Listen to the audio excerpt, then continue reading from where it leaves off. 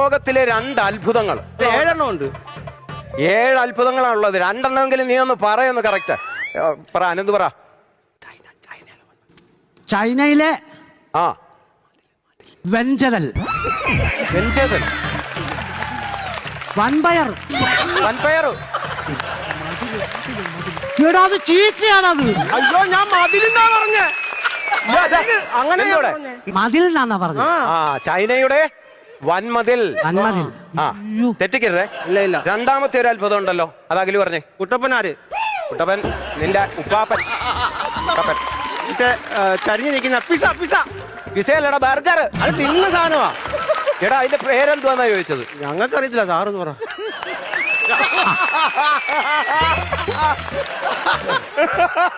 വനജ ടീച്ചറെ, ഈ ചരിഞ്ഞിരിക്കുന്ന ഒരു അത്ഭുതം ഉണ്ടല്ലോ, അതിന്റെ പേരെന്തുവാ?